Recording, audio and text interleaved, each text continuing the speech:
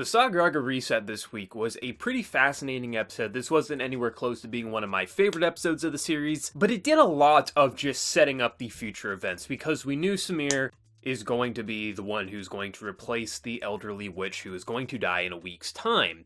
And we also knew that we hadn't seen fully her arc finish because after she died, we moved on to a new arc. We didn't see the third part of the episode, which it seems like we're going to have next week. And we knew that they would somehow bring her back. We're in a town with a bunch of powers. It wouldn't be surprising if someone has the ability to revive the dead.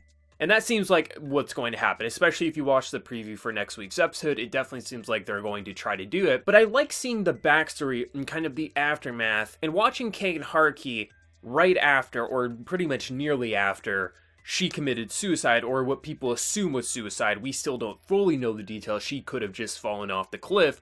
But based on the fact that the one hitchhiker there was pretty much saying, like, she didn't see anywhere that it was, like, unsafe, you could fall, like, unwillingly, it does seem like she probably killed herself, which it would make sense if she did that because she didn't want to become the Bureau's kind of, like, weapon, in a way, you could say. Because, literally, we saw what happened to the last witch. If she knew that that was going to be her fate, I mean, she could have maybe read her own future, maybe she just had a hunch. It would be understandable, especially with Kei denying her feelings on top of her possibly seeing her own future. She decided to take her own life. I could see something like that happening, but at the end of the day, everything that was kind of happening in this episode, seeing it from the past perspective, it was interesting, especially with Kei talking to the Bureau on the phone saying, if she was important, if it was related to an ability, could you bring her back if you wanted to? And they said, we can't say that. But we pretty much know they probably had someone in their agency that probably could revive the dead, and I assume next week it's going to be someone who is close to Kei all along. I think the concept of reviving the dead, depending on how they do it, because I don't think it's just going to be we're going to dig up a body and then kind of like bring them back. It's probably going to be something really interesting. And I think it's going to relate to the picture. I think he's going to have to go inside the picture, possibly the person with the ability to revive the dead.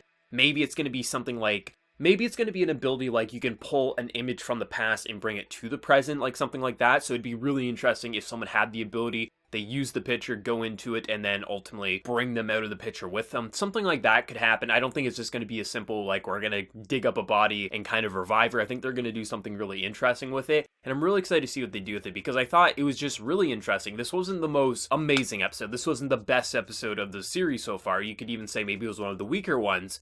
But it was an important one that set up future events, but also just shows you a bit more of the mentality, especially with Haruki and her kind of like coming to terms with wanting Kei to be pretty much her trigger to use her abilities. Kei kind of like trying to forgive himself because of his like him doing the reset didn't allow him to pretty much save her after she killed himself. But it's kind of like the coming to terms of even if you kind of had a hand in it, there's so many factors. It's not just going to be one person that caused something bad or good to happen. It's going to be multiple factors. So I liked how they played on that idea and how he's kind of forgiving himself, but also just kind of trying to make an excuse so Haruki doesn't think that he's blaming her or anything like that. It was just a really interesting episode overall. That's the easiest way I could sum it up. But I think the best part of the episode has to be the sponsorship. We had Alice and Zoroku with the Snickers bar, and then we got KitKat in this series. Like, I don't know what it is with Japan this anime season, but they're getting some pretty good sponsors, and I just love how this episode's moral is KitKat stop suicide, because her idea was, hey, you need to have a break, have a KitKat,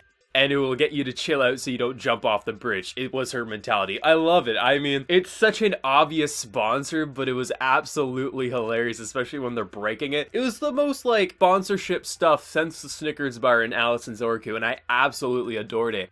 I mean, if every anime did something like this, I'd be perfectly fine with it because it's so hilarious, and hey, if you want to make a couple extra bucks in your series, hey, I'm not going to be complaining there. But the episode overall, it didn't do anything like out of the ordinary or remarkable. Even the art style and animation, it kind of went back to the earlier episodes. It wasn't that kind of amazing or kind of out of the ordinary, but it got the job done. It showed us what it needed to while setting up the remainder of the next arc or the final bits of Samir's arc there. Excited to see ultimately what's going to happen once they bring her back from the dead, because once that happens, the Bureau's going to be wanting after her. You know, they're going to go after her. So I'm interested to see what the second half of the series is going to do once she's brought back, because I assume she's going to get brought back either next week or the week after. I don't think it's going to happen later on. So it's going to be interesting how they handle this. I think this is a really interesting episode, and I'm just excited to watch episode 10. So let me know your thoughts down in the comment section below. Did you love the episode? Did you hate it? And what did you think of the KitKat sponsorship? Because that shit just cracked me up, and I love it. And before you leave, please be sure to like the video to show your support. If you do channel, be sure to subscribe. So until next time, everyone, please take care and have a good one.